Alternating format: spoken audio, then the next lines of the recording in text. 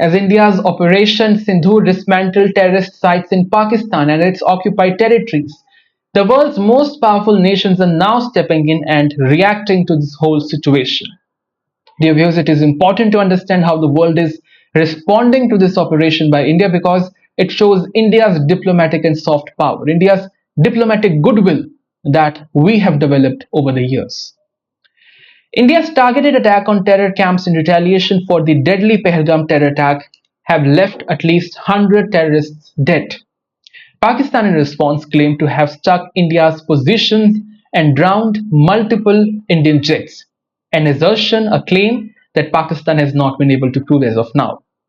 Amid all this situation, global powers have started to react. China, Pakistan's closest ally, walked a diplomatic tightrope. Beijing expressed regret over India's military reaction while calling on both countries to remain calm and restrained. Though China reiterated its opposition to terrorism, it stopped short of condemning either party, a typical move in its new balanced approach in the subcontinent. China is changing its stance. France took a more nuanced tone. While acknowledging India's right to self-defense, its foreign minister cautioned against any further escalation and focused and emphasized that protection of civilians is important, a subtle note of support for India's anti-terror stance, but with a firm plea for peace in the area. Then comes Israel, as expected, came out strongly in support of India. Ambassador Azhar posted, and I quote, "Terrorists should know there is no place to hide. Israel supports India's right to self-defense." This statement reflects the deepening security cooperation between India and Israel, between New Delhi and Tel Aviv, especially on counter-terrorism. Both countries have been working on this for quite a long time now.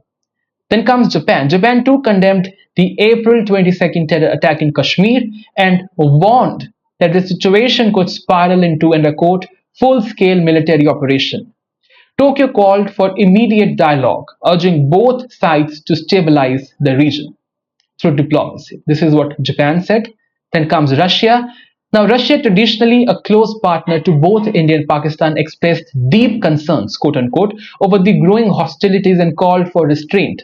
Its statement reaffirmed opposition to any kind of terrorism in any country, but avoided any direct endorsement, reflecting Putin's balancing act between New Delhi and Islamabad. But prior to this, it's very fascinating, very interesting to note that prior to this, President Putin has given full support to Prime Minister Modi. That is a big highlight. The United States was more direct, with President Trump saying they have been fighting for more than decades, for many, many decades. I hope it ends quickly. This is what he said.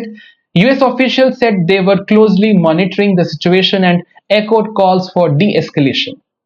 Senator Marco Rubio added that Washington would engage both leaderships to avoid a full-blown crisis. Then comes the United Nations that issued a grave warning. The spokesperson for Secretary General Guterres said, and I quote, "The world cannot afford a military confrontation between India and Pakistan." This is what the spokesperson for Guterres said, urging both sides to exercise maximum restraint. From Turkey and Qatar to UAE, Muslim majority nations largely accord a similar line, resolve the issue diplomatically and urgently. But Turkey did, however, call for an investigation into the original Kashmir attack, aligning with Pakistan's official position, but here also stopping short of blaming India. In short, the message from international community is loud and clear. Everyone wants calm, no one wants war. But behind these carefully worded statements lies a common thread. What is it? Most countries recognize India's right to self-defense, India's right to defend itself. Even as they fear where this tit for tat might lead next, they are acknowledging India's action. So the point is that the world understands the position that India is in. The world has finally understood, finally woken to the reality of Pakistan, and the world is with India. And Pakistan is left alone to see its fate.